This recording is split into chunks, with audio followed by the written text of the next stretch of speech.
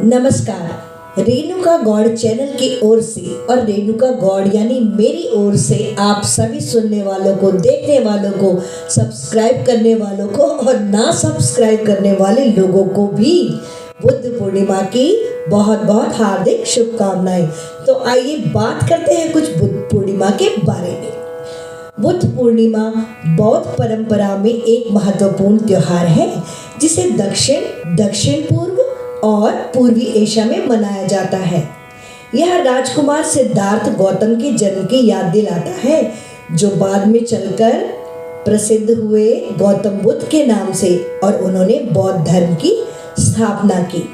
बौद्ध परंपरा और पुरातात्विक खोजों के अनुसार गौतम बुद्ध का जन्म 563 से 483 ईसा पूर्व यानी 563 से 483 ईसा पूर्व के आसपास लुम्बिनी नामक स्थान नेपाल पर हुआ था। उनकी माँ रानी माया देवी ने उन्हें अपने पैतृक घर की यात्रा के दौरान जन्म दिया, जबकि उनके पिता राजा शुद्धोदन थे।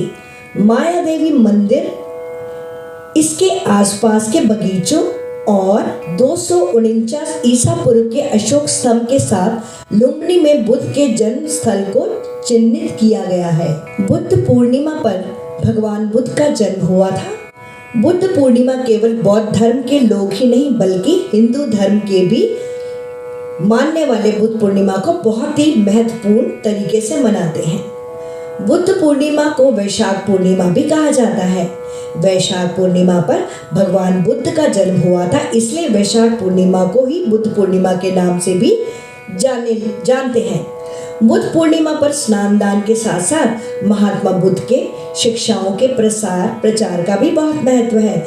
आइए जानते हैं पंचांग के अनुसार बुद्ध पूर्णिमा की सही तारीख और 2025 को इसका क्या महत्व रहेगा। वैदिक पंचांग के अनुसार वैशाख पूर्णिमा की शुरुआत 11 मई को शाम 8:01 पर होगी।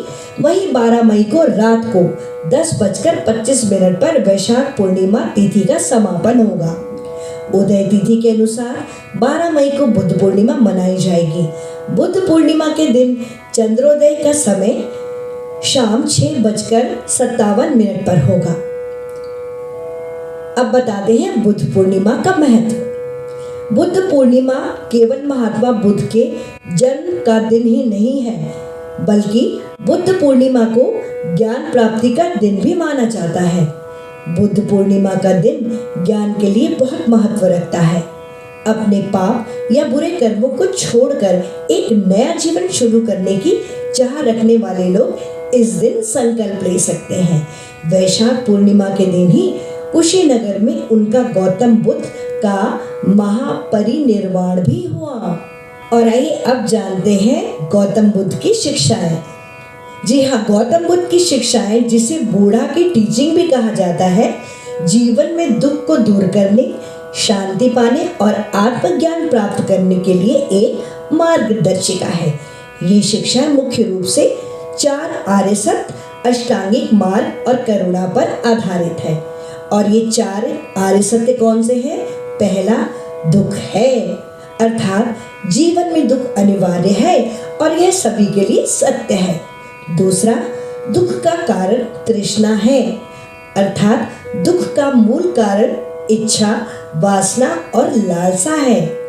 तीसरा, दुख का निवारण संभव है, अर्थात यदि आप तृष्णा को कम कर दें तो आप दुख से मुक्त हो सकते हैं। चौथा और अंतिम, दुख से मुक्ति का मार्ग अष्टांगिक मार्ग है, अर्थात अष्टांगिक मार्ग एक नैतिक और मानसिक मार्ग है जो दुख से मुक्ति की ओर ले जाता है। अब बात करते हैं अष्टांगिक मार्ग। अष्टांगिक मार्ग 8 तत्वों से मिलकर बना है, जैसा कि इसके नाम से ही विदित होता है। तो जानते हैं इसमें 8 का क्या महत्व है और कैसे इसको फॉलो करना है। पहला, सम्यक दृष्टि, अर्थात सही दृष्टिकोण रखें। दूसरी, सम्यक संकल्प, अर्थात सही विचार करें। तीसरा, सम्यक वाणी, अर्थात सही बोले।